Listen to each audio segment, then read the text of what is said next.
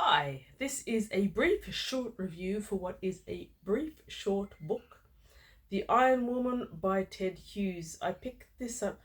It's got little shiny bits. Can you see the shiny? Yeah, you probably can't.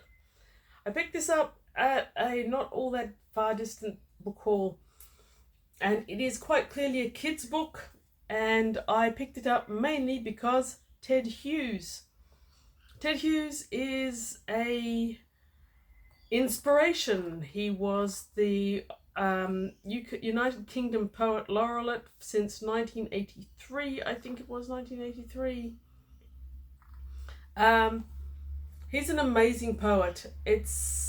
Poetry is hit or miss for me, but the very first poem of his that I ever read, The Thought Fox, was his first poem by him I read. It was one of those ones where you just sit back on your heels and go, whoa, what did I just read? Because it strikes you straight on the inside.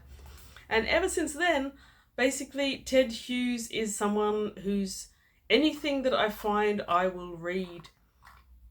An interesting man. He was born in 1930. He was English poet, translator, and children's writer.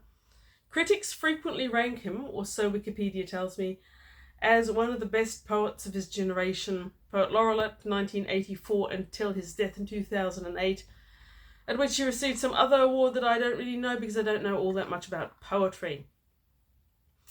Ted Hughes was married to Sylvia Plath, the American poet, and that didn't go too well. Sylvia Plath was a problem with a person with certain issues, and at some point she committed suicide. Now, apparently this is the second book in a series. The first one was The Iron Man, and that was published in 1968. And Ted Hughes wrote it apparently to help console his children for their mother's suicide.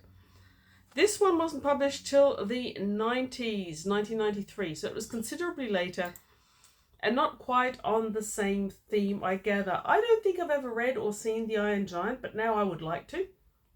I would read it. The Iron Man was the title of the book. It got turned into The Iron Giant, which was a 1999 American animated science fiction story, but based on Ted Hughes' books. So yeah, I don't know too much about the Iron Man, but he does appear as a side figure in this book. The Iron Woman is very much, I would say, a modern fairy tale. Ted Hughes writes poetically, though this isn't poetry, this is very much a story. It's very much a children's story, but like the best of the people who are writing children's stories, they are good for an adult as well. You just read them on a different, I guess, mind track to what you'd read a book aimed at grown-ups for. I like reading fairy tales. This sparked a lot of the same sort of social, generic themes that I feel a fairy tale needs. So despite the very modernistic cover, I would call this a fairy tale. Now, the design is by Faber. The illustrations, however, by Andrew Davidson. And if you don't know Andrew Davidson as an artist, an illustrator, he's well worth looking up. He has great illustrations. He does two types of illustrations. One is more minimalistic, I guess, and coloured. But when he illustrates for books, he'll use grey shade with an incredible amount of detail. And the detail, oh, this isn't a good angle for me. There we go. The detail's stunning.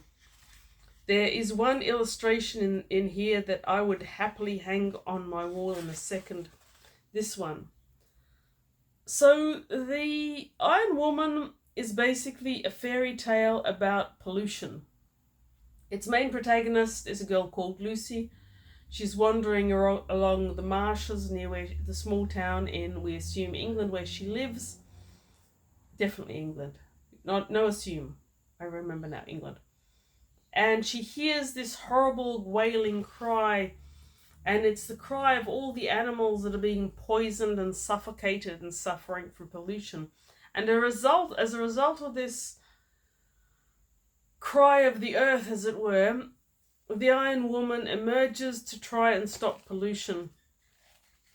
And in the best notion of a fairy tale, there is drama and there's conflict, because the whole town that Lucy lives in, everyone works at this factory, and this factory is a recycler that pollutes. It basically pours nasty things into the river, making them so poisonous that even the Iron Giant, when it emerges, screams about how its eyes are burning. And so you've got this childhood dilemma of what needs to happen and how can it happen. Because Lucy's father works in this plant, but on the other hand, after she's touched the Iron Woman, she can hear this screaming, and anyone she touches after that will also hear this screaming of all the animals slowly being poisoned and killed. It's very evocative, and it has a happy and odd ending. The ending doesn't feel remotely fairy tale-like to me, but it is very, very satisfying in a modernistic sort of way. So Lucy calls as backup the boy who was in the Iron Man story, whose name I've already forgotten. Hodgkinson? Something like that. Sort of name that you'd never hear in Australia. Hogarth. Do you really have people called Hogarth in America, or is this just artistic license? I mean, I'm good with it either way, but I imagine a boy called Hogarth in Australia would suffer seriously at school. So yes, anyway, it's beautifully written. I do thoroughly recommend it. If you liked that children's story, The Monster Comes, or The Monster Calls, I liked it, though I don't own it anymore. If you enjoy any of those sort of dark storytellings that are for children, but only just not for adults, then you will enjoy this. And if you love Ted Hughes' writing and prose, I think it's a given.